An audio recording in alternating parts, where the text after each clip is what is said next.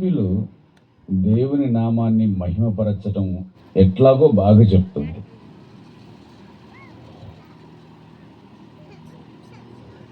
Bible చెప్పినట్లుగా మనం దేవుని మహిమపరచాలంటే మన వల్ల కావట్లే. అందుకేం చేద్దాం? చప్పట్లు కొట్టి దేవుని నామాన్ని మహిమపరుద్దాం. అందుకేం చేద్దాం అంటే ఒక పాట పాడి దేవుని నామాన్ని మహిమపరుద్దాం. కానీ బైబిల్ గ్రంథం ఏం చెప్తుందో ఆ మాటలను చదువుతాం. ప్రకటన గ్రంథం 14వ అధ్యాయం. ప్రకటన గ్రంథము 14వ అధ్యాయము 7వ వచనాన్ని చదువుదాం. ప్రకటన గ్రంథం 14వ అధ్యాయం 7వ వచనం. అతడు మీరు దేవునికి భయపడి ఆయనను మహిమ పరచుడి. దేవునికి భయపడి ఆయనను మహిమపరచుడి. దేవుని ఎట్లా మహిమపరుస్తాం మనం? ఆయనకు భయపడుట వలన. ప్రార్థన చేద్దాం. మా తండ్రి, మాకిచ్చిన అవకాశం కొరకు మీకు స్తోత్రాలు.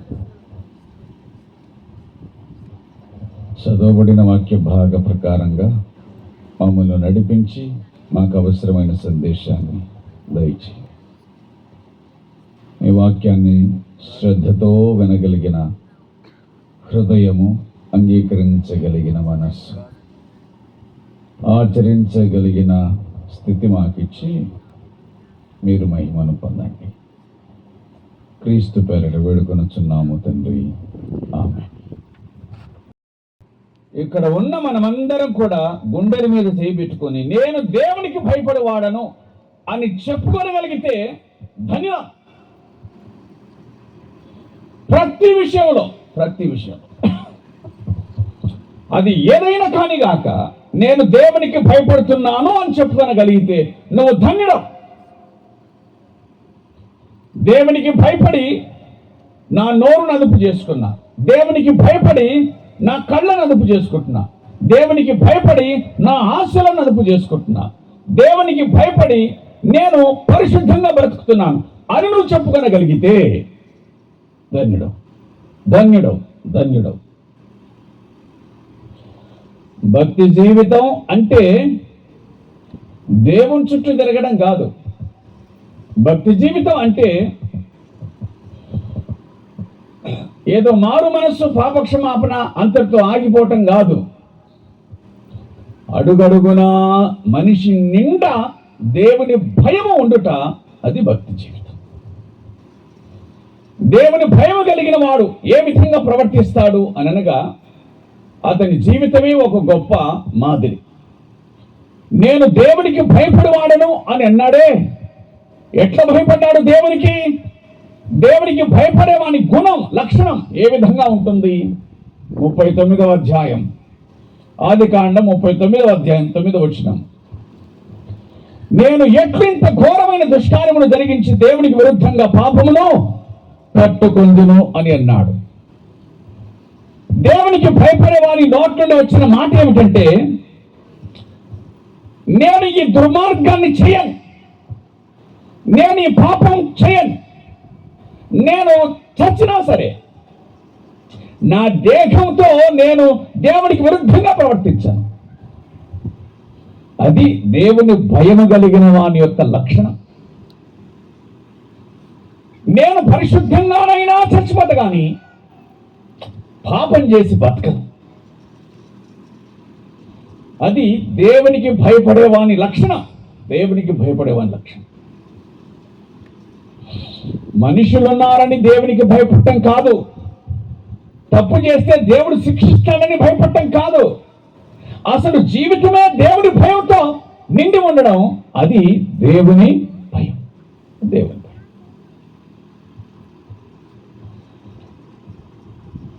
ఇంచుమించుగా 13 సంవత్సరాల జీవితం.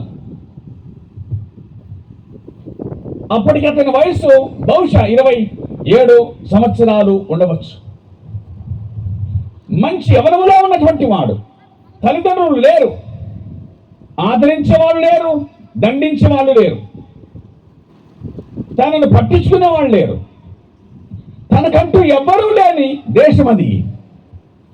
అదే సమయంలో ఒక యవనస్తుడిగా తనను ఆ శోధన అనగా వ్యభిచారంలోనికి దించి, జారత్వంలోనికి దించి ఆ శోధన కలిగినప్పుడు యోసేపు అన్నాడు, నేను దేవునికి భయపడేవాడను, నేను ఎట్లు ఇంత ఘోరమైన దుష్కార్యం చేస్తాను అని దేవుని ఎరుగని మనిషితో చెప్పినాడు అని అంటే దానినే దేవుని భయం అని అంటారు. ఆమె ఎదుట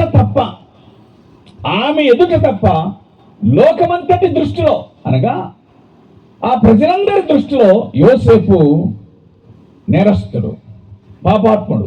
ఆమె ఎదుట తప్ప సంగతి ఆమెకు తెలుసు. అక్కడున్న వారందరి దృష్టిలో యోసేపు దుర్మార్గుడు. కానీ యోసేపునకు తెలుసు తానెంత పరిశుద్ధుడో, పవిత్రుడో. అంచేత పరిశుద్ధతను అవలంబించడం వలన, దేవునికి భయపడటం వలన నిందించబడతావు, నష్టపోతావు. దేవునికి భయపడటం వలన నిందలు ఎదుర్కొంటావు, నష్టపోతావు. అన్ని నష్టపోతావు, ఆత్మను తప్ప. శరీరపరంగా పరువు నష్టపోవచ్చు, ధనాన్ని నష్టపోవచ్చు, కొంచెం స్థలాన్ని, పొలాన్ని నష్టపోవచ్చు. దేవునికి భయపడటం వలన ఆత్మ తప్ప అన్నిటిని నష్టపోతావు. దేవునికి భయపడకపోతే ఆత్మను నష్టపోతావు, అన్నిట్లో లాభపడతావు.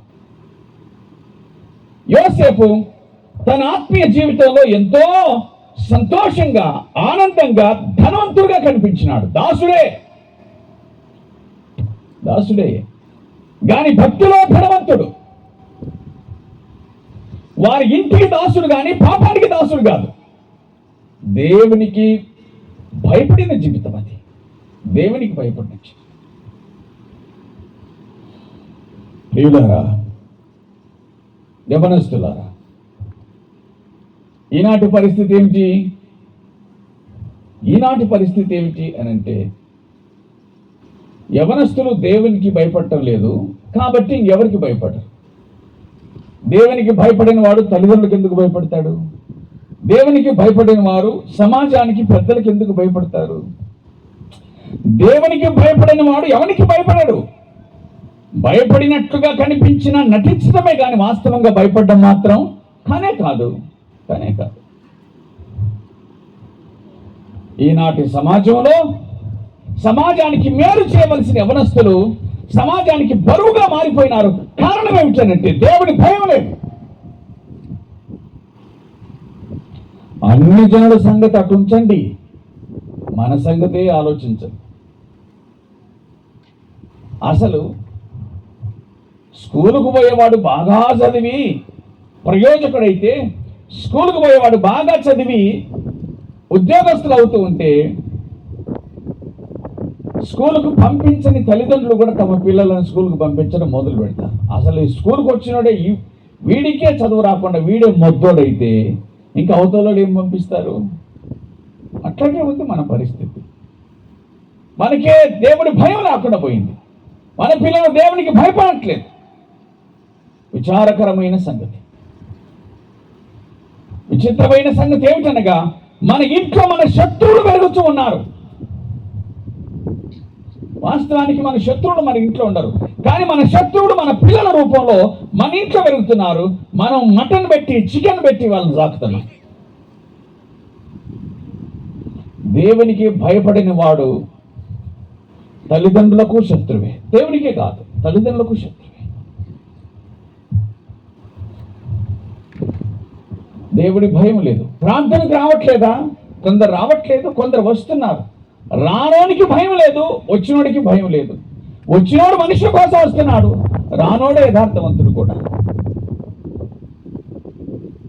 వచ్చినోడికి భయం లేదు. ఎందుకు భయం లేకుండా పోవడం ఈ జనానికి? మనుషులకు ఎందుకు భయం లేకుండా పోతుంది? కారణం ఏమిటి అని అంటే ఏమీ లేదు. మనం లేకపోతే దేవుడు ఉన్నాడా? అర్థమైందా? మనం లేకపోతే దేవుడు ఉన్నాడా? ఎందుకంటే దేవుడి కార్యక్రమాలను జరిగించేది ఎవరు? మనమే. అసలు మనం లేకపోతే దేవుడు ఉన్నాడా? మనం లేకపోతే మీటింగులు ఉన్నాయా? మనం లేకపోతే స్టార్ ఉందా? మనం లేకపోతే క్రిస్మస్ ఉందా? మనం లేకపోతే దైవ సంబంధమైన కార్యక్రమాలు ఉన్నాయా? మనం లేకపోతే చర్చిలు కడతామా? అంతా మనమే కదా. కాబట్టి దేవునికి ఏ టు జెడ్ మనమే. మనం ఎందుకు భయపడతాం?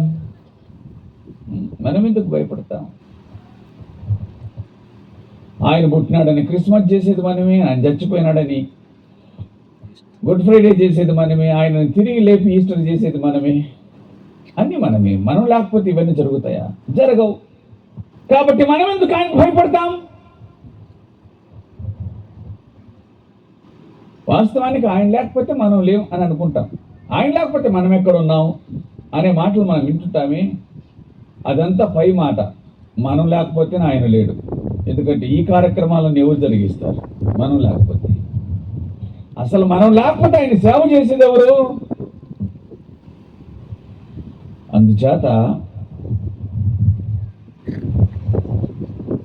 అదే చెరువులో పుట్టి, అదే చెరువులో పెరిగి, అదే చెరువులో ఈదుతూ బతుకుతున్న మనకు ఇంకా ఆ చెరువు అంటే ఎందుకు భయం ఉంటుంది? ఉండదు. ప్రియులారా, దేవుని భయం కలిగినటువంటి వాడు నాడే ఒక సవాలుగా మిగిలిపోయినాడు.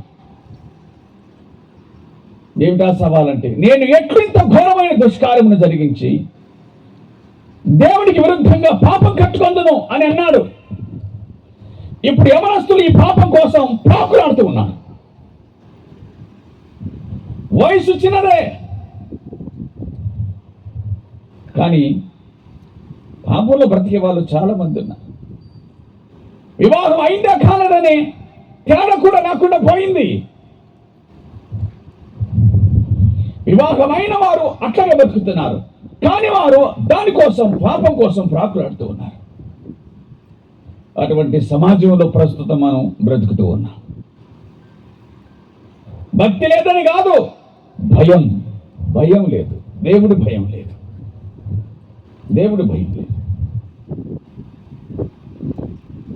ఎవరూ లేని సమాజంలో, తనకంటూ మరో దిక్కులేని సమాజంలో బతుకుతున్న యోసేపు.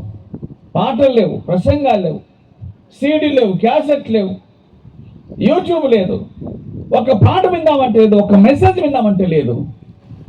ఏమీ లేని సమాజంలో బతికిన వాడు, కడుపు నిండా దేవుని భయాన్ని కలిగిన వాడు. అందుకే ఎట్లా జీవించాడు అని అంటే, మనందరికీ సవాల్. మీకు ఇన్ని ఉన్నాయి కదా, నాలాగా బతకండి చూద్దామన్నట్లుగా బతికినాడు. మీకు ఇన్ని సౌకర్యాలు ఉన్నాయే, నాలాగా బతకండి అన్నట్లుగా బతికాడు. ఏమి లేని కాలంలో కూడా.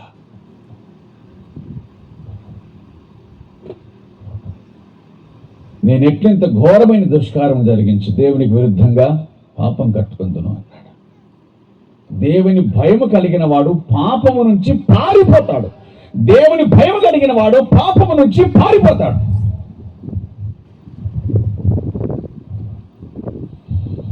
పారిపోయినందుకు బాధను అనుభవించినాడు,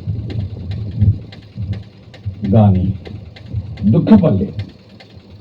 అతడు గ్రహించిన సంగతి ఏమిటంటే, దేవుడు తనతో కూడా ఉన్నాడు అనే సంగతిని గ్రహించగలిగాడు.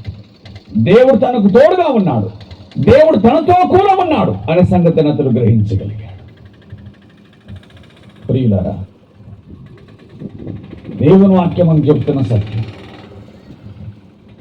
దేవుడు యోసేపును విడిచిపెట్టిన వాడు కాడు.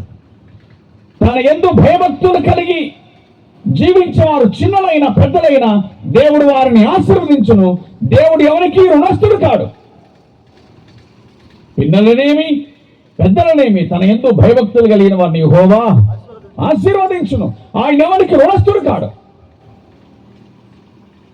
ఎట్లా ఆశీర్వదించాడు అంటే, ఆయన కీడులో కూడా మేలు కలిగించే దేవుడు. మొదట ఆ ఇంటికి అధికారిగా ఉన్నాడు యోసేపు, ఇప్పుడు అతన్ని జైలుకు అధికారిగా చేశాడు దేవుడు. కారణం ఏమిటి అంటే, భవిష్యత్తులో దేశానికి అధికారిగా చేయబోతూ ఉన్నాడు కాబట్టి ట్రైనింగ్ ఇచ్చినాడు. దేవునికి స్తోత్రము కలుగును గాక. ప్రియులారా,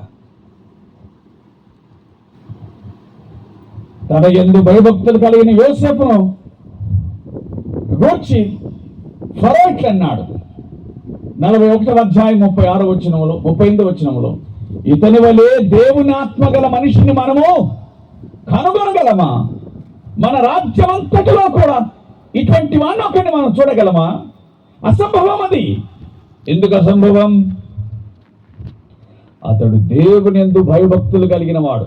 గుర్తు చేస్తున్నాను, మనమందరము దేవుని యందు భయభక్తులు కలిగి ఉంటేనే దేవుని ఆత్మ కలిగిన వారముగా కనబడతాం. దేవుని ఆత్మ కలిగి జీవించడం అంటే గోల చేయటం కాదు. దేవుని ఆత్మ కలిగి జీవించడం అంటే మనకు నచ్చినట్లుగా జీవించడం కాదు. దేవుని ఆత్మ కలిగే మనుషుడు అంటే దేవునికి భయపడేవాడు. దేవునికి భయపడేవాడు. ఆయన అన్నాడు, ఇతని వలె దేవుని ఆత్మ గల మనిషిని మనము చూడగలమా? మన సామ్రాజ్యంలో ఒక్కడన్నా ఉండడా ఇట్లా? లేడు. కారణం, దేవుని భయం లేదు. భక్తి కావలసినంత ఉంది, కానీ భయం మాత్రం లేదు.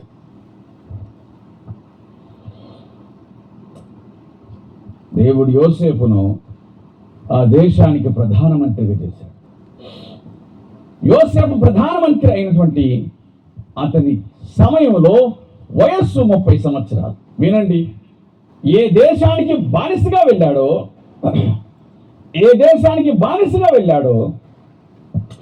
ఆ దేశంలో ప్రధాని అయ్యాడు. ఏ దేశానికి బానిసగా వెళ్ళాడో ఆ దేశానికి అధికారి అయ్యాడు. ఆ దేశానికి అధికారి అయ్యాడంటే సాధారణమైన సంగతి కాదు. దేవుని భయం లేకపోతే యోసేపు ఆ దేశంలో కనిపించేవాడు కూడా కాడు. ఇప్పుడు మొత్తం టాప్ పొజిషన్. ఒక మాట చెప్తాను, పోతిఫర్ ఇంట్లో ఉన్నప్పుడు యోసేపు ఉదయం లేవగానే పోతిఫర్ను చూసి గుడ్ మార్నింగ్ సార్ అని అనాలి. ఉదయం లేవగానే పోతిఫర్ భార్యను చూసి గుడ్ మార్నింగ్ మేడం అని అనాలి. ఇప్పుడు ఫరో తర్వాత అంతటి వాడు యోసేపు. పోతిఫర్ ఇప్పుడు యోసేపుని ఏమనాలి? గుడ్ మార్నింగ్ సార్ అనాలి. ఒకవేళ ఎక్కడైనా పోతిఫర్ భార్య ఎదురు పడితే గుడ్ మార్నింగ్ సార్ అని అనాలి. పరిశుద్ధత కలిగిన వారు ఎంతగా హెచ్చించబడతారో దేవుని వాక్యం గుర్తు చేస్తూ ఉంది. పరిశుద్ధత కలిగిన వారు ఎంతగా హెచ్చించబడతారో దేవుని వాక్యం గుర్తు చేస్తూ ఉంది. మన పిల్లలెందుకు హెచ్చించబడట్లేదు? 30 ఏళ్ల వయసు వచ్చేసరికి ఆ దేశానికి ప్రధానమంత్రి అయ్యాడు, రాజు అయ్యాడు. 30 ఏళ్ళు వచ్చినా ఇంకా డిగ్రీలో 3 సబ్జెక్టులు మిగిలించుకున్న మన పిల్లలు. 30 ఏళ్ళు అయినా స్థిరత్వం లేని వాళ్ళు మన పిల్లలు. 30 ఏళ్ళు అయినా ఇంకా ఉద్యోగం లేదు. 30 ఏళ్ళు అయినప్పటికీ కూడా జీవితంలో స్థిరపడలేదు. ఇంకా 4,000 పెన్షన్ ఎప్పుడు వస్తుందని ఎదురు చూడడమే. విచారకరమైన బతుకు. కారణం ఏమిటంటే దేవుడి భయం లేదు. దేవుడి భయం లేదు. మన పిల్లలకు దేవుని భయం లేదు కాబట్టి పాడవుతున్నారు, చెడిపోతున్నారు. ఎప్పుడు చూసినా సెల్ ఫోనే. అయితే ఇంటి దగ్గర, లేకపోతే పొలాల్లో, లేకపోతే చెట్ల కింద, అరుగుల మీద ఎక్కడ చూసినా కానీ భయం లేని పిల్లలు కనిపిస్తూ ఉన్నారు.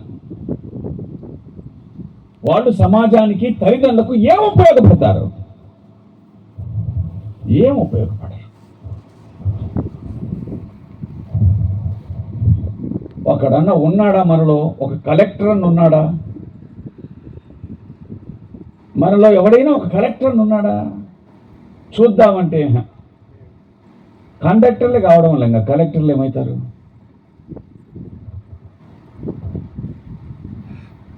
విచారకరమైన సంగతి. దేవుని భయం లేని వానికి దేవుని ఆశీర్వాదం కూడా ఉండదు. దేవుని భయం లేని వానికి దేవుని ఆశీర్వాదం ఉండదు. 30 సంవత్సరాల వయసులో టాప్ పొజిషన్లో ఉన్నాడు. జరిగింది ఏమిటంటే ఆ దేశాన్ని సంరక్షించినాడు, తనను తాను కాపాడుకున్నాడు. తనను తాను కాపాడుకున్నవాడు ఆ దేశాన్ని కాపాడాడు. తన తన తండ్రి కుటుంబీకులను, తన అన్నదమ్ములందరినీ కూడా పోషించగలిగినాడు. అందరికీ ప్రయోజకరి, అందరికీ ప్రయోజకుడు అయినాడు. దేవుని భయము కలిగినవాడు, దేవుని భయము కలిగిన వాడు అందరిని పోషించగలిగినాడు. అందరూ అతని మీద ఆనుకున్నారు. దేవుని భయం లేనటువంటి వాడు, పాడై చెడిపోయినటువంటి వాళ్ళు ఇంకా ఒకరి మీద బతుకుతూనే ఉంటారు. వీడికి ఇట్ట కాదు, వీడికి పెళ్లి చేస్తే తెక్క కుదురుద్ది అనుకుంటారు. కానీ పెళ్లి చేసేంత వరకు వాణ్ణి సాకుతున్నారు. పెళ్లి చేసిన తర్వాత వాడి భార్యను కూడా మీరే సాకాలి. పిల్లలు అయినారనుకోండి, వాళ్ళు కూడా మీరే సాకాలి. ఎందుకంటే నిష్ప్రయోజకుడు, దేవుని భయం లేనివాడు ఎట్లా బ్రతుకుతాడు? అందుకే కాదు కుటుంబాలు నాశనం అయ్యేది. దేవుని భయం లేని వారి వల్ల కుటుంబాలు పాడవుతున్నాయి, చెడిపోతూ ఉన్నాయి. వ్యభిచారం అనే దయ్యం పట్టిన వారి వలన సంసారాలు పాడవుతున్నాయి. హత్యలు, ఆత్మహత్యలు, విడాకులు, కుటుంబాలు పాడు కావడానికి కారణం ఈ పాపం. ఎక్కడుంది ఇది? అన్ని చోట్ల ఉంది, ఆఖరికి చర్చిల్లో కూడా ఉంది.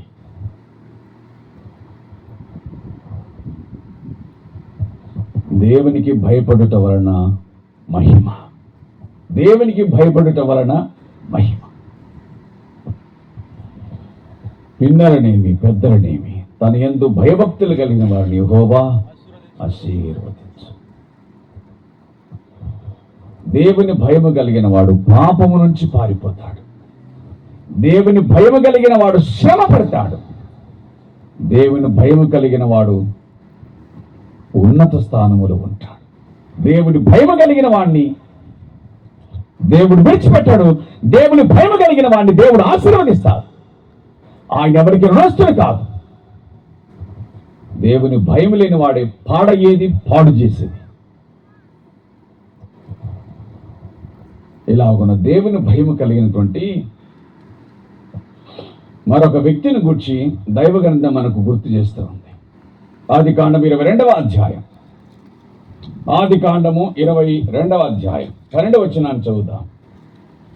ఆదికాండం 22:12.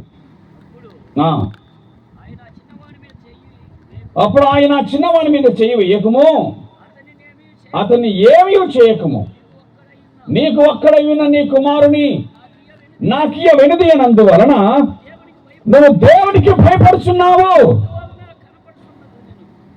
నీకు ఒక్కడై ఉన్న నీ కుమారుని నాకు ఇయ్యడానికి నువ్వు వెనుదీయలేదయ్యా. దీనిని బట్టి నువ్వు దేవునికి భయపడువాడవు.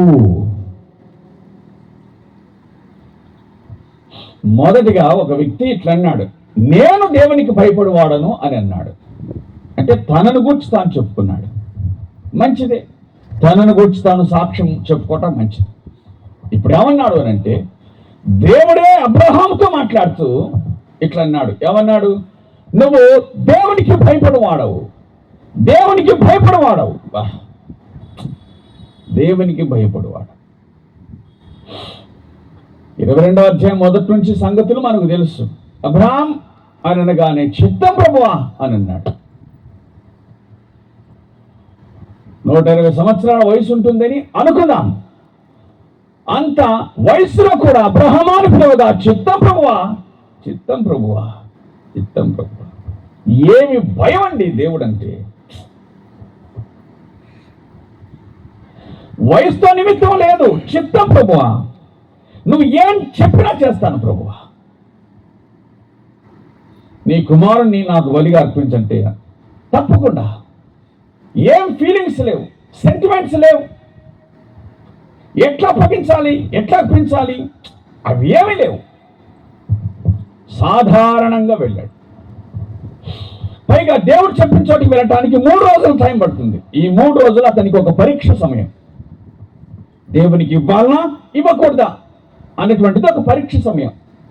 ఆ 3 రోజుల్లో తన కుమారుని చూసి, నిన్న నేను బలియబోయే దేవునికి నిన్న దేవుడు అడిగింది ఎవరిని అడగకూడదు, ఆయన దేన్ని అడగకూడదు, ఆయన నిన్నే అడగాల్సి వచ్చిందా అని తండ్రిగా ఫీల్ అయి మానుకోవచ్చు. లేకపోతే దేవుని మాటకు లోబడి ఇస్సాకును బలిగా అర్పించనవచ్చు. 3 రోజుల్లో ఏం ఫీలింగ్స్ లేవు అబ్రహామునకు. దేవుడి మాట నెరవేర్చాలనేది తప్ప ఇంకొకటి లేదు. వెళ్ళాడు, దేవుడు చెప్పినట్లుగా చేశాడు. ఒక క్షణం ఆలస్యమైతే చాలు, ఇస్సాకు చచ్చిపోయేవాడు. కానీ పరలోకం నుంచి ఒక శబ్దాన్ని విన్నాడు, అబ్రహాము ఆగు, ఆ చిన్నవాడిని ఏమి చేయకుము, నీకు అక్కడ విన్న నీ కుమారుని కూడా ఇచ్చావే, ఇందువలన నువ్వు నాకు భయపడుచున్నావు అని ప్రపంచానికి తెలియజేశాను. ఆ శబ్దం కంటే నాకు నచ్చిన ఒక సంగతి ఉంది. ఆ శబ్దాన్ని ఎవరు విన్నారు? కొంచెం సమాధానం చెప్పండి. అబ్రహాము ఆగు, ఆ చిన్నవాడిని ఏం చేయొద్దు, ఇందువల్ల నువ్వు నాకు భయపడుతున్నావని చెప్పబడిన ఆ స్వరాన్ని ఎవరు విన్నారు? ఎవరు విన్నారు ఆ స్వరాన్ని? అబ్రహాం విన్నాడు. అబ్రహాం తర్వాత ఇంకెవరు విన్నారు? ఇస్సాకు కూడా విన్నాడు. సంగతి ఏంటంటే, నా తండ్రి దేవునికి భయపడేవాడని ఒక కుమారుడు తన తండ్రిని కూర్చి వినడం అనేటువంటిది ఆ కుమారునికి ఎంత ఆశీర్వాదకరం అండి. ఒక తల్లిగా నువ్వు, ఒక తండ్రిగా నువ్వు, తల్లిదండ్రులుగా మీరిద్దరు కూడా దేవునికి భయపడుతున్నారని తెలిస్తే మీ పిల్లలు మీకు భయపడతారు, వాళ్ళు దేవునికి భయపడతారు. మీరే దేవునికి భయపడట్లేదు, మీరే ఎప్పుడు కొట్లాడుకుంటుంటారు, మీరే ఎప్పుడు తిట్టుకుంటుంటారు, మీరే అలా చేసుకుంటుంటారు. దాని అర్థం ఏంటంటే మీరు కూడా ఇట్లాగే బతకండి అని పిల్లలకు చెబుతున్నట్లే లెక్క. అల్లరి కుటుంబంలో పెరిగినోడు మంచోడు ఎట్లా అవుతాడు? అల్లరి కుటుంబంలో పెరిగినోడు అల్లరుడే అవుతాడు. అంటే మనం అల్లరులమైతే మన పిల్లలను కూడా అల్లరోళ్ళుగా తయారు చేసేది మనమే.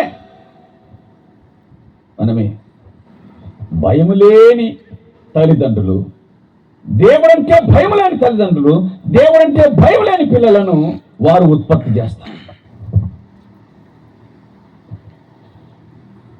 త్రాగుబోతు తండ్రి పిల్లలకి ఏం చెప్తాడు? మనం కూడా తాగొచ్చురా అని చెప్తాడు. వాళ్ళ నాయన ఎప్పుడో 30 సంవత్సరాలకో 40 సంవత్సరాలకో తాగడం మొదలు పెడితే వీడు 15 సంవత్సరాలకే తాగడం మొదలు పెడతాడు. ఎంతమంది లేరు మన పిల్లలు? 20 సంవత్సరాల కల్లా మంచి తాగుబోతులైన వాళ్ళు ఎంతమంది కనిపించట్లేదు? బ్రహ్మాండంగా కనిపిస్తున్నారు.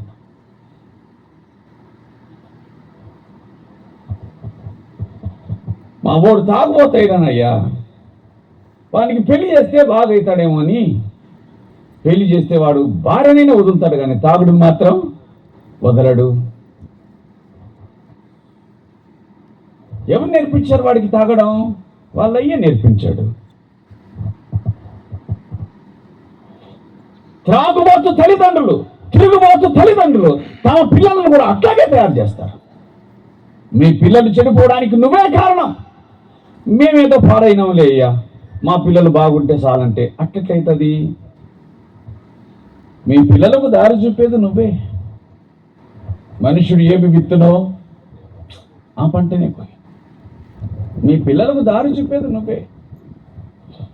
మా అమ్మ మంచిది అని అనుకుంటే వాడు మంచోడు అవుతాడు, మా అయ్య మంచోడు అంటే వాడు మంచోడు అవుతాడు. నీ సాక్ష్యం నీ పిల్లల జీవితాన్ని బాగు చేస్తుంది. నీ సాక్ష్యం చెడిపోయేదైతే నీ పిల్లలను నువ్వే చెడగొడుతున్నావు అని అర్థం.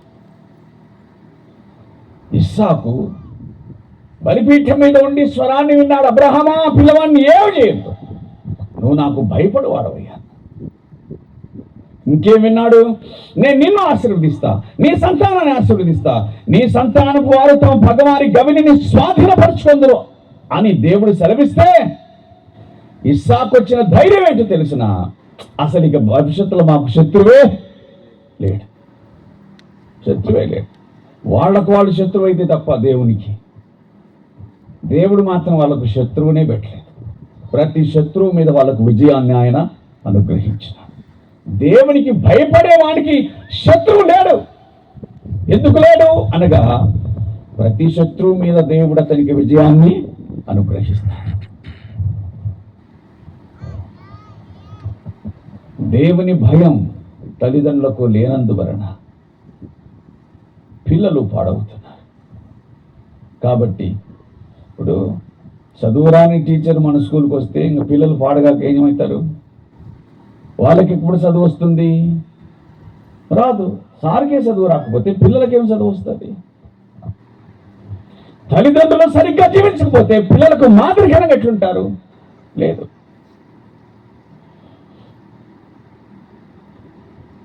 ఒక తండ్రి తన కుమారునికి, ఒక తండ్రి తన జీవితకాలం అంతట్లో కూడా ఆ తరానికి ఒక మాదిరికరంగా జీవించిన వాడు.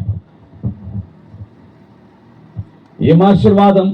అబ్రహాముకు ఆశీర్వాదం, ఇస్సాకునకు ఆశీర్వాదం, ఇస్సాకు సంతానం అంతటికి ఆశీర్వాదం, తరతరముల ఆశీర్వాదం. అబ్రహాము, ఇస్సాకు, యాకోబు అనే ఈ ముగ్గురు పితరులలో ప్రభువైన యేసుక్రీస్తునకు నిండు పోలికగా ఉన్నటువంటి వాడు ఇస్సాకు. నిండు పోలికగా ఉన్నటువంటి వాడు ఇస్సాకు. అబ్రహామునకు అనేక మంది భార్యలు ఉన్నారు, యాకోబునకు భార్యలు ఉన్నారు. కేవలం ఏకపత్ని పురుషుడు ఇస్సాకు మాత్రమే. ప్రియులారా, భయపడదాం. మనం తల్లిదండ్రులుగా దేవునికి భయపడదాం. దేవుడు మన పిల్లలను ఆశీర్వదిస్తాడు. నీ పిల్లల ఆశీర్వాదం నీ చేతుల్లోనే ఉంది. నీ పిల్లల ఆశీర్వాదం నీ చేతుల్లోనే ఉంది. నువ్వు దేవునికి భయపడితే వాళ్ళు కూడా దేవునికి భయపడతారు. అప్పుడే దేవుడు వారిని ఆశీర్వదిస్తాడు. ఆశీర్వదించమని, ప్రార్థన చేయమని పెద్ద పెద్ద పాస్టర్ల దగ్గరికి తీసుకొని పోతే కాదు ఆశీర్వాదం. ఆశీర్వాదం అని పేరు పెట్టుకునే ఆశీర్వాదం రాదు, దేవునికి భయపడితే తప్ప. కాబట్టి ఆయన మనల్ని ఆశీర్వదించాలి, దీవించాలి అని అంటే తప్పనిసరిగా ఆయనకు భయపడాలి అనే సత్యం దేవుని వాక్యం మనకు జ్ఞాపకం చేస్తుంది. ఒక వ్యక్తి అనగా యోసేపు యవనస్తుడు దేవునికి భయపడి 30 సంవత్సరాల వయసులో ఉన్నతమైన పదవిని పొందాడు. ఒక వృద్ధుడైనటువంటి తండ్రి భయపడి తన పిల్లలకు అతడు మార్గదర్శిగా, మాదిరికరంగా మారిపోయాడు. ప్రతి విషయంలో కూడా దేవునికి భయపడిన వానిగా అబ్రహామును చూడగలం. దేవుని స్నేహితునిగా మారిపోయాడు. దైవ గ్రంథంలో వచ్చి మరొక మనిషిని మనం జ్ఞాపకం చేసుకున్నాం. దేవునికి భయపడినటువంటి ఒక వ్యక్తి ఎక్కడ కనిపిస్తాడు అంటే నెహెమ్యా గ్రంథం 5వ అధ్యాయం 15వ వచనం. నెహెమ్యా గ్రంథం 5వ అధ్యాయం 15వ వచనాన్ని చూద్దాం. నెహెమ్యా గ్రంథం 5వ అధ్యాయం 15వ వచనం. నాకు ముందుగా, నెహెమ్యా 5:15, నాకు ముందుగా ఉన్నటువంటి అధికారులు జనుల యొద్ద నుండి ఆహారం, ద్రాక్షరసం, 40 తులముల వెండిని తీసుకొని వచ్చింది. వారి పనివారు సహా జనుల మీద భారం మోపుతూ వచ్చింది. అయితే దేవుని భయము చేత నేను అలాగున చేయలేదు. దేవుని భయములైనటువంటి అధికారులు లంచం పుచ్చుకున్నారు. జనుల దగ్గర ఏం తీసుకున్నారు అంటే ఆహారం, ద్రాక్షరసం, 40 తులముల వెండి లంచం పుచ్చుకొని వచ్చినారు. లంచం పుచ్చుకునేవాడు దేవుని భయము లేనివాడు. లంచం పుచ్చుకునేవాడు దేవుడి భయం లేనివాడు. అతనెంత భక్తిపరుడైనా సరే దేవుడు భయం లేనటువంటి వాడు అని అర్థం. మన సమాజం భక్తి కలిగిన సమాజం. మామూలు భక్తే కాదు, మంచి పోటీ భక్తి కూడా ఉంది ఇప్పుడు. కానీ ఏ ఆఫీసు కన్నా వెళ్ళండి, లంచం ఇవ్వకుండా ఏ ఆఫీసరు పని చెయ్యడు, సంతకం పెట్టడు. ఆ ఆఫీసర్కు భక్తి లేదని కాదు, ఆఫీసర్కు దేవుడంటే భయం లేదు. ఎందుకు దేవుడంటే భయం లేదు? దాంట్లో కొంచెం దేవునికి ఇస్తాడు కదా వాటా, అంతే. మరి అన్యాయంగా సంపాదించవచ్చు, దేవుడికి ఇవ్వచ్చు కొంచెం. 10 కోట్లు సంపాదించి 2 కోట్లు దేవుడికి ఇస్తే నష్టమేముంది? ఇంకా 8 కోట్లు మిగిలిపోయినాయి కదా. పైగా దేవుడు కూడా ఏమన్నాడు? ఎందుకంటే నీకు ఇచ్చినాను కదా అని అనొచ్చు, అంటాడు కూడా. మరి నేటి సమాజం దేవుడంటే భయం లేని సమాజం, భక్తితో ఊగిపోతుంది సమాజం. కానీ రవ్వంతైన భయం లేనే లేదు.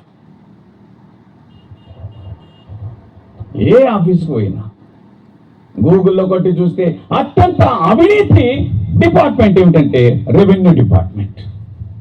అత్యంత అవినీతి డిపార్ట్మెంట్ రెవెన్యూ డిపార్ట్మెంట్. దాని తర్వాత పోలీస్ డిపార్ట్మెంట్. వీళ్ళన న్యాయ వ్యవస్థ పాడైంది, చెడిపోయింది. అన్నీ పాడైనాయి, చెడిపోయినాయి. ప్రియులారా, దేవుని వాక్యం అని చెబుతున్నా సత్యం. దేవుని భయము కలిగిన వాడు దేవుని భయం చేత నేను అలాగున చేయలేదు అని అన్నాడు. దేవునికి స్తోత్రము కలుగును గాక. దేవుని భయము కలిగిన వాడు అన్యాయపు సొమ్ము ముట్టడు. దేవుని భయం కలిగిన వాడు అన్యాయపు సొమ్మును ఆశించడు. దేవుని భయం కలిగిన వాడు పరుని సొమ్ము ఆశించడు. దేవుని భయం లేదు మరి సమాజంలో. అందుకే లంచాలు, కమిషన్లు, మామూళ్ళు ఒకటేమిటి, దానికి పేర్లు మారుతున్నాయి కానీ దాని బుద్ధి మాత్రం ఒకటి. ఏంటి? అవతలోడు సొమ్మును తీసుకోవటం అంతే. లంచం వచ్చి అడిగి తీసుకోవటం మామూలు. అంటే నువ్వు తప్పకుండా ఇవ్వాల్సిందే. ఇది మామూలు, ఇది తప్పదు. ప్రియులారా, దేవుని భయం కలిగిన అధికారి దాని జోలికి వెళ్ళలేదు. దాని జోలికి వెళ్ళలేదు. దేవుని భయం కలిగిన అధికారి దాని జోలికి వెళ్ళలేదు.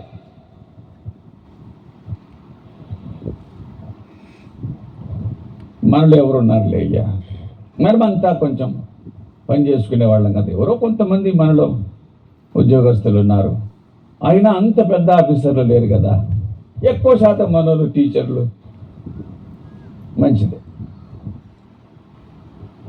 కానీ మనం కూడా తక్కువలమేం కాదని, మనం ఎవ్వరమైనా తక్కువలమేం కాదని దేవుని వాక్యం మనకు బాగా చెప్తుంది. ఇప్పటిదాకా బైబిల్ తీయని వాళ్ళు కూడా ఇప్పుడు కొంచెం తీసి చదవండి.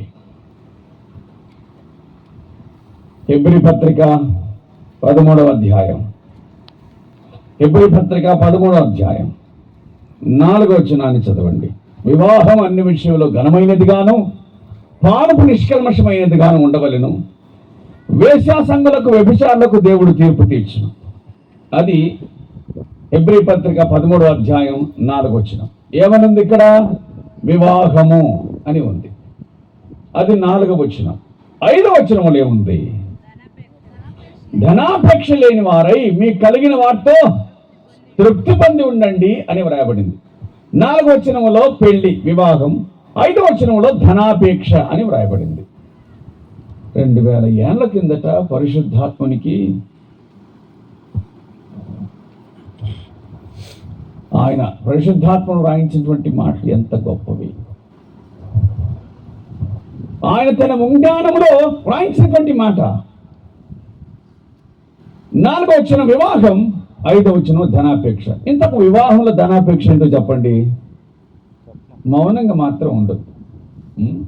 వివాహంలో ధనాపేక్ష ఏమిటి? ఏమి తెలియదు మీకు పాపం.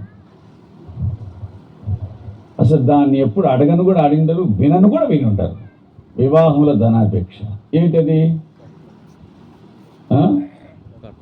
కట్నం. కట్నం. ఆఫీసర్లు అయితే వాళ్ళు పనిచేసినప్పుడు అది తీసుకుంటారు. మరి వివాహంలో ధనాపేక్ష ఏంటంటే పెళ్ళైనప్పుడు జీవిత కాలానికి అంతటి ఒక్కసారి తీసుకుంటే లంచం అన్నమాట. అబ్బాయిని బాగా చదివించాం, మంచిది, మీ అబ్బాయి కదా, మందిని చదివించారేంటి? మరి చదివించారు, అమ్మాయి నచ్చింది, పెళ్ళి చేసుకోండి. మీకు నచ్చిన అమ్మాయి ఉద్యోగస్తురాలో కాదో మీకు నచ్చితే పెళ్లి చేసుకోండి. అమ్మాయి ఎందుకు నచ్చుతుంది అంటే కట్నం ఎక్కువ ఇస్తున్నారు కాబట్టి నచ్చుతుంది. మనం ఎంత భక్తిపరులం అని అంటే దేవుడి చిత్తాన్ని అట్లా తెలుసుకుంటాం మనం. దేవుడి చిత్తాన్ని చిటికలో తెలుసుకుంటాం మనం. కొంచెం కట్నం తక్కువ అయితే ప్రార్థన చేయండి, దేవుడి చిత్తం అయితే జరుగుద్ది అంట. మనం అడిగినంత ఇస్తే కనుక మరి దేవుడి చిత్తం అయింది, ఎప్పుడు పెట్టుకుందాం పెళ్ళి అని అంటాం. దేవుడి చిత్తం తెలుసుకోవటంలో అంత ఎక్స్పర్ట్ అన్నమాట, మనం అంత నిపుణులం అయిపోయినాం.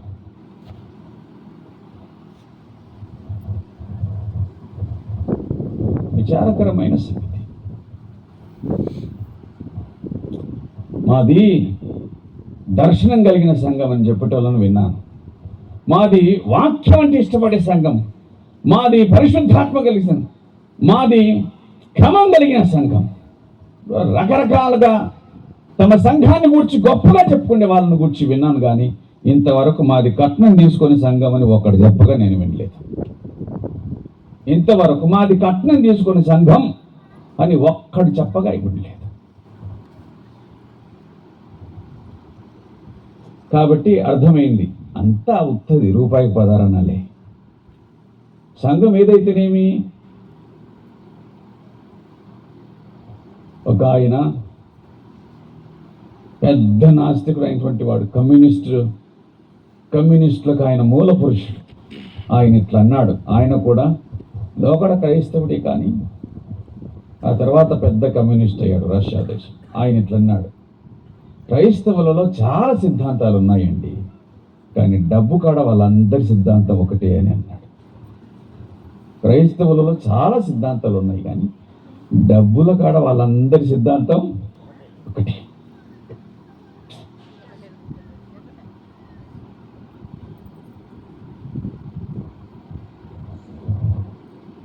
నీ ఇంటికి వచ్చే కోడలు తన జీవితకాలం అంతా నీ ఇంట్లో ఉండబోయే అమ్మాయి, నీ కుమారునికి భార్యగా, నీకు మనవరాళ్లను కనిచ్చేదానిగా, వృద్ధాప్యంలో నిన్ను పోషించేదానిగా, నీ ఇంటి పేరు నిలబెట్టేదానిగా నీ ఇంటికి వచ్చే అమ్మాయి. మీరందరూ బైబిల్ వెతికి కట్నం తీసుకున్న ఒక్క మొగని చూపించండి. బైబిల్లో వెతకండి, మీకు శాతం ఎంతకాలం. కట్నం తీసుకొని పెళ్లి చేసుకున్న ఒక్క మగాన్ని చూపించండి, ఒక్క పురుషుడు చూపించండి.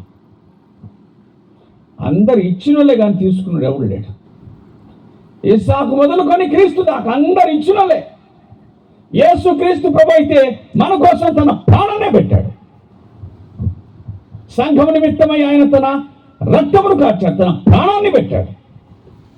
ఆయన తీసుకున్నాడు కాదు, ఇచ్చినాడు. ఈ పెళ్లి కొడుకు ఇచ్చిన పెళ్లి కొడుకు, తీసుకున్న పెళ్లి కొడుకు.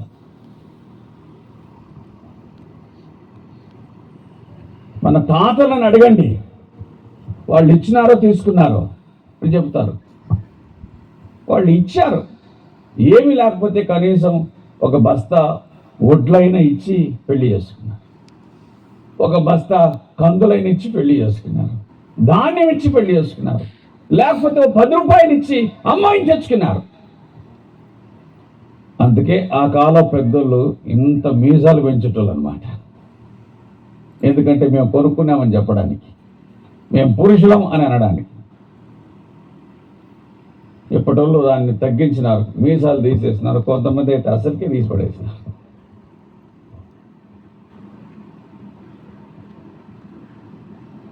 ఆడదాని డబ్బు మీద బతికే మొగోడు ఏం బతుకు, మేము మొగోడు. ఆడదాని డబ్బు నాశించే మొగోడు ఏం మొగోడు. ఏమి క్రైస్తవుడు? క్రీస్తు సంఘం కోసం తన ప్రాణాన్ని పెట్టాడు.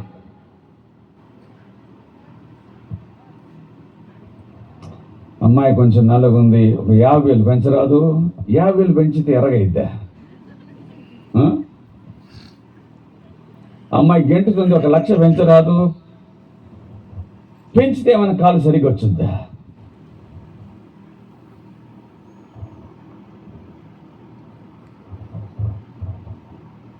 దీంట్లో కట్నం మాట్లాడే వాళ్ళలో పాస్టర్లు కూడా ఉండడం విచారకరమైన సంగతి.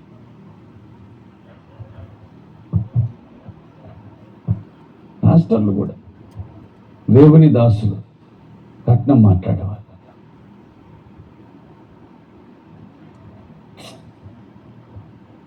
దిగజారిపోయింది వ్యవస్థ అంతా. క్రైస్తవ్యం దిగజారిపోయింది. తమ పని కాదది, తమ పని కాదది. ప్రియులారా, ఎప్పుడు మనం మాదిరిగా ఉండగలుగుతాం సమాజానికి? అవతల వాళ్ళు తీసుకుంటున్నారు, మేము తీసుకుంటున్నామని చెప్పడానికి మనకు సిగ్గు ఉండొద్దు? మనకు సిగ్గు కలగొద్దా? మేము మీలాంటి వాళ్ళమే అనడానికి మనం సిగ్గుపడొద్దా? సిగ్గుపడవలసిన విషయం అది. దాని యందు అతిశయించడానికి వీల్లేదు. మా వాడికి 50 లక్షలు ఇచ్చారండి, 50 లక్షలు ఇచ్చారండి కాదు, మా వాడిని 50 లక్షలకు కొనుక్కున్నారండి అని అనాలి. గేదెను కొనుక్కున్నట్టుగా, ఒక బరగొడ్డును కొనుక్కున్నట్లుగా మా వాడిని కొనుక్కున్నారండి 50 లక్షలు ఇచ్చి, 1 కోటి రూపాయలు ఇచ్చి అని అనాలి. అది అసలు మాట. లేదా 50 లక్షలు ఇచ్చారండి అంటే మా వాడు బిచ్చిగాడండి అని అనాలి. ఊరికి ఎందుకు ఇస్తారు? దాన ధర్మం అన్న చేస్తారు, కొనుక్కున్న కొనుక్కుంటారు.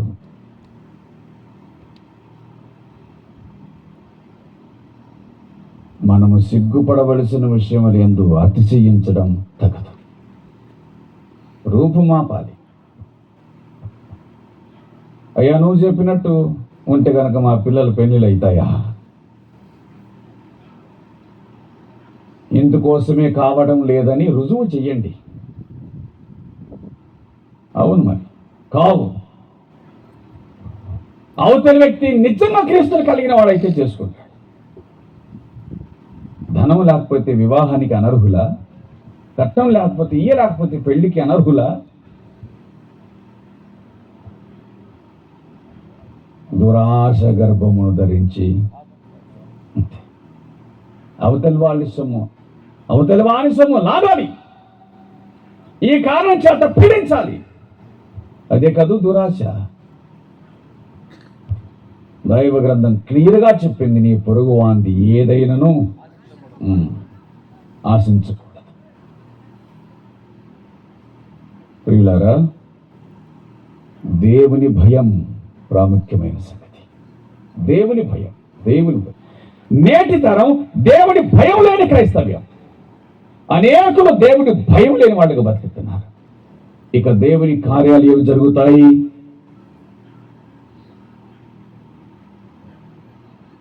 ఏమోలేండి,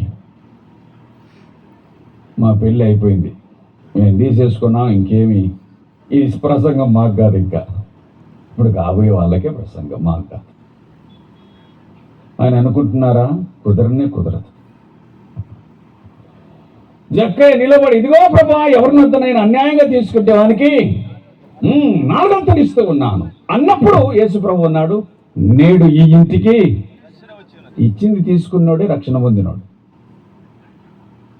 అర్థమైందా? ఇచ్చింది తీసుకున్నోడే రక్షణ పొందినోడు. నువ్వు తీసుకున్నావేమో, ఇవ్వచ్చు మళ్ళీ తిరిగి. తప్పైంది, నాకు అవగాహన లేదు అంచేత నేను ఇచ్చేస్తున్నానని తిరిగి ఇచ్చేస్తే బాగుంటుంది.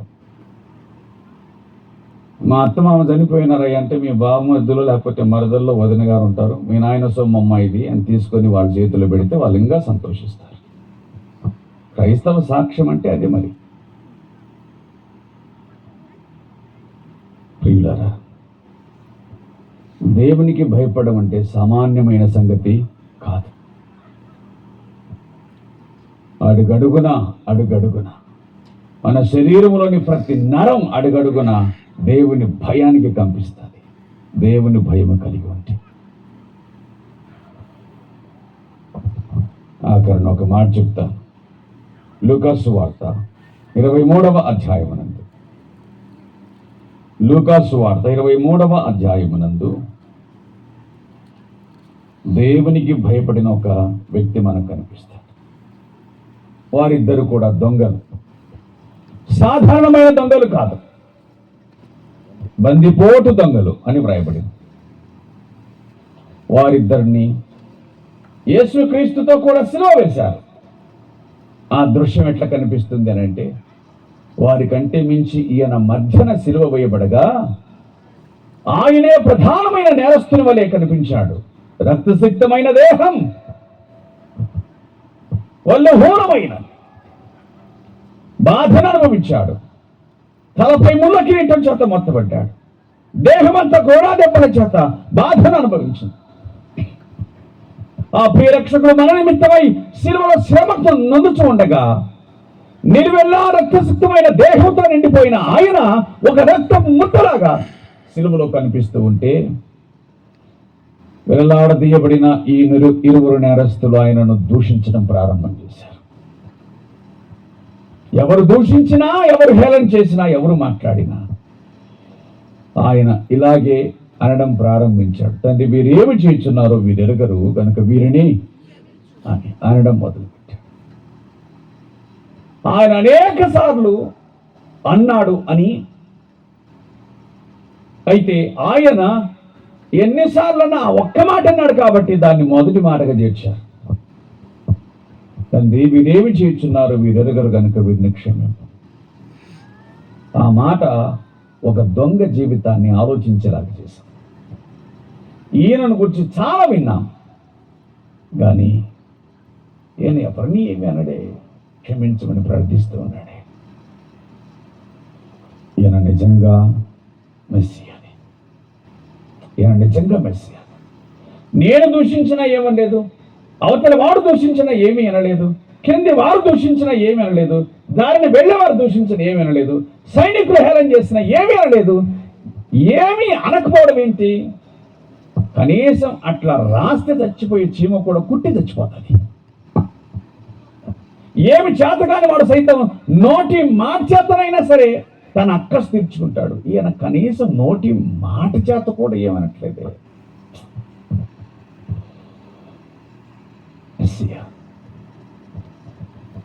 వెంటనే ఇంకా గద్దిస్తున్నటువంటి, ఇంకా దూషిస్తున్న తన సహచరుని వైపు చూశాడు. బాబు ఆగు,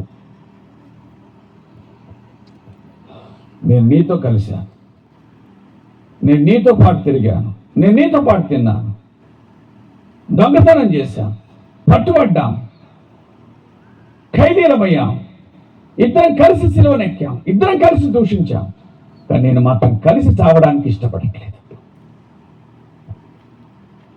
నేను ఇప్పటిదాకా దూషించిన యేసుక్రీస్తుకు, ఈయనకు నా హృదయాన్ని ఇస్తున్నాను. మనం చేసిన దానికి శిక్షణ అనుభవిస్తున్నాం. ఈయన ఏ తప్పిదములు చేయలేదు అని గ్రహించిన వాడై యేసు వైపు తిరిగి యేసు అని అన్నాడు. దాని అర్థం, రక్షకుడవయ్యా, నువ్వు మమ్మల్ని రక్షించడానికి వచ్చినవాడు. యుద్ధం చేసి కాదు మేము అనుకున్నట్లు, మరణాన్ని జయించి, మనుషులను జయించి కాదు, మరణాన్ని జయించి మా హృదయాలను గెలవడానికి వచ్చా. నువ్వు రక్షకుడు మాత్రమే కాదు, మరలా తిరిగి రానయ్యున్న రాజు. నీ రాజ్యములోనికి అప్పుడు వచ్చినప్పుడు నన్ను జ్ఞాపకం చేసుకో. వెంటనే యేసు ప్రభువుతో మాట్లాడి, ఎప్పుడో కాదు బాబు, నేడే నీవు నాతో కూడా పరదేశంలో ఉండు అన్నాడు. దేవునికి భయపడిన హేతువు చేత, దేవునికి భయపడిన హేతువు చేత కాసేపట్లో చనిపోయి పాతాళానికి వెళ్ళవలసినటువంటి వాడు తన దారిని మార్చుకొని పరదేశునకు వెళ్ళగలిగినాడు. దేవుని భయం పరలోకమునకు చేర్చింది. దేవుని భయం, దేవుని భయం పరలోకమునకు చేర్చింది. అవతలి వాడు జరిగిన సంగతులన్నీ చూస్తున్నాడు, కానీ దేవునికి మాత్రం భయపడలేదు. అంతే కఠినమైన మనస్సు, అదే జీవితాన్ని జీవించిన మనస్సు ఎందుకు దేవునికి భయపడుతుంది? భయపడదు. చచ్చిపోయేటప్పుడు కూడా చచ్చిపోదాం అట్లాగే అనేటువంటిది. మీరు చూడండి, బాగా తినడానికి అలవాటు పడిన వానికి పసిరికలు వచ్చినాయనుకోండి, డాక్టర్ మాంసం తినొద్దు అని అంటాడు. వీడేమంటాడంటే, తినకుండా ఎంతకాలం ఉండాలా, తినకుండా ఎందుకు బతకాలా, తినే చచ్చిపోదామని అంటాడు. అట్లా తిని చచ్చిపోయిన వాళ్ళు కూడా ఉన్నారు. అర్థమైందా? కఠినత్వం. పాపం కంటే ప్రాణాన్ని ఏమి లెక్క చేయరు. వాళ్ళకు ప్రాణం కంటే పాపం ఎక్కువ. తన తన పొరుగునున్నటువంటి వాడు ఆయనను అర్థించగా నోరు తెరిచి, నేడు నీవు నాతో కూడా పరదేశంలో ఉంది అన్నాడే. పక్కనున్న వాడు సంగతి విన్నప్పటికీ కూడా పట్టించుకోలేదు.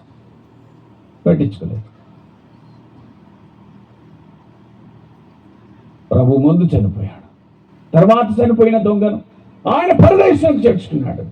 మరొకడు పాతాళానికి వెళ్ళాడు, నిత్య బాధను అనుభవిస్తున్నాడు. ఈనాటికి అతని కేకలేమో ఉంటాయో తెలుసా? అయ్యో, ఆ రోజున ప్రభువుని ఎందుకు కాదంటిని, నా స్నేహితుడు ప్రభువుని అంగీకరిస్తే నేను కాదంటిని, నువ్వు దేవునికి భయపడవని నన్ను గద్దించినా నేను కాదంటిని.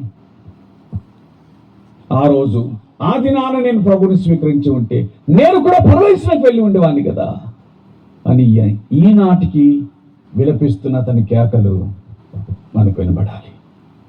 దేవునికి భయపడే వాని అంతం పాతాళం. దేవునికి భయపడే వాని అంతం పాతాళం. దేవునికి భయపడే వాని యొక్క అంతం పరదేశం, ప్రభువు రాజ్యం. ఈ రాత్రి దేవుని భయము కలిగి ఉండమని దేవుని వాక్యం మనలను హెచ్చరిస్తుంది. దేవుని భయము కలిగిన యోసేపు పాపములకు దూరంగా పారిపోయాడు.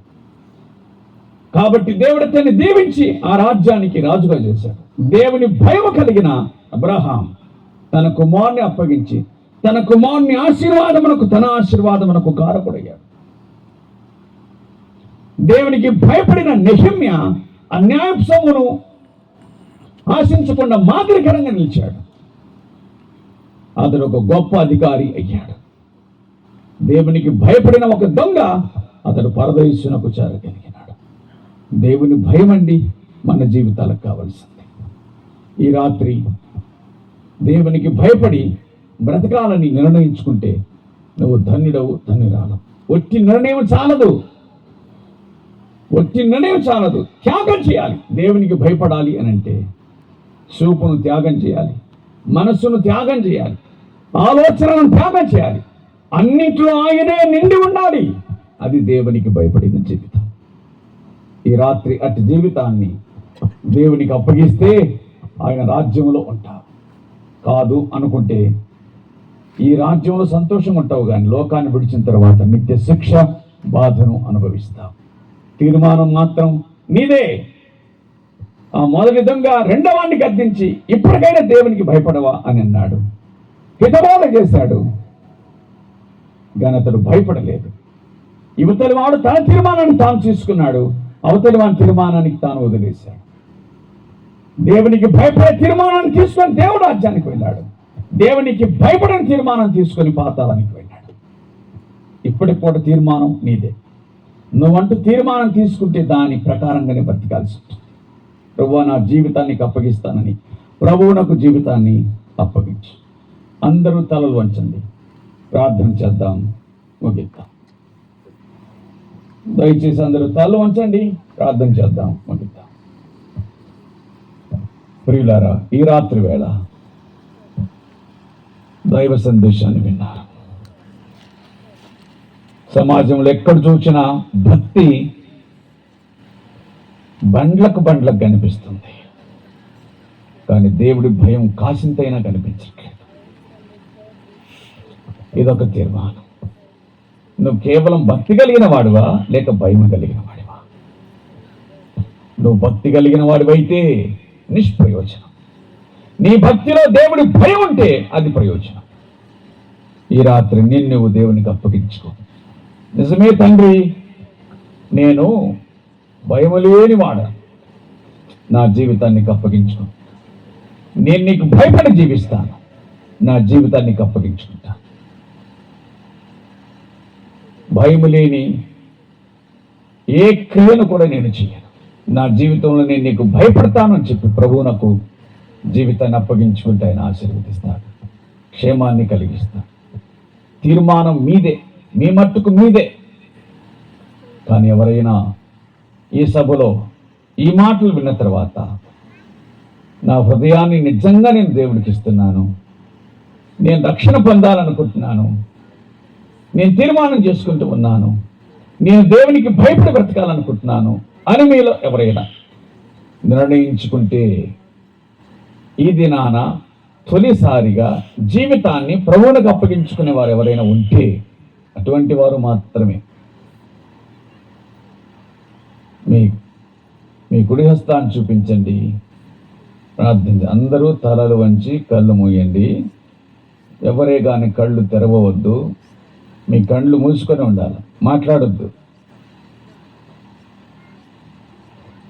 ఎవరైనా నిజంగా మారు మనసు పొందడానికి ఇష్టపడిన వాళ్ళు, ఈ రాత్రి ప్రభువునకు జీవితాన్ని అప్పగించడానికి ఇష్టపడిన వాళ్ళు, ఇది బాప్తీసం కోసం కాదు, స్వస్థత ప్రార్థన కోసం కాదు, నా జీవితాన్ని ఈరోజు నేను ప్రభువుకి ఇస్తాను అని నిర్ణయించుకున్నటువంటి వాళ్ళు ఎవరైనా ఉంటే దేవుడు మిమ్మల్ని కనికరించినట్లుగా ఒక తీర్మానాన్ని తీసుకోవాలని మనవి చేస్తున్నా. ఏమిటా తీర్మానం అని అనగా, ప్రభువా ఈ దినమున నేను నీకు భయపడి జీవిస్తాను. మంచిది సహోదరి, ప్రభువు నిన్ను కనికరించును గాక, నీ చేతిని దించమని ప్రార్థన.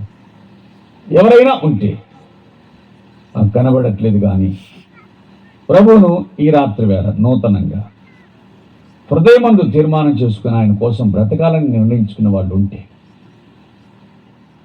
మీ జీవితాన్ని ప్రభువునికి అప్పగించిన వాళ్ళైతే మీరు ఈ మీటింగ్ అయిన తర్వాత స్టేజ్ దగ్గరకు రండి. దేవుని దాసులు వారు ప్రార్థన చేస్తారు. అంతేకాదు, చాలామంది తల్లిదండ్రులు ఉన్నారు. మీరు దేవునికి భయపడితేనే మీ పిల్లలు దేవునికి భయపడతారు. విశ్వాసులు ఉన్నారు, దేవుని దాసులు ఉన్నారు. గుర్తుంచుకుందాం, దేవునికి భయపడే జీవితం మనకు కావాలి. ఆయనకి ఇష్టమైన జీవితం మనకు కావాలి. ఈ రాత్రి మనలను మనం దర్శించుకుందాం, పరీక్షించుకుందాం. నేను దేవునికి భయపడుచున్నానా అని పరీక్షించుకుందాం. ఒకవేళ నీది దేవుడికి భయపడే జీవితం అయితే దేవునికి స్తోత్రం. భయపడకపోతే ఇప్పుడైనా సరే తీర్మానం చేసుకొని నీ మట్టుకు నీలో ప్రభువునకు భయపడి జీవించు. ప్రార్థన చేద్దాం. మా తండ్రి,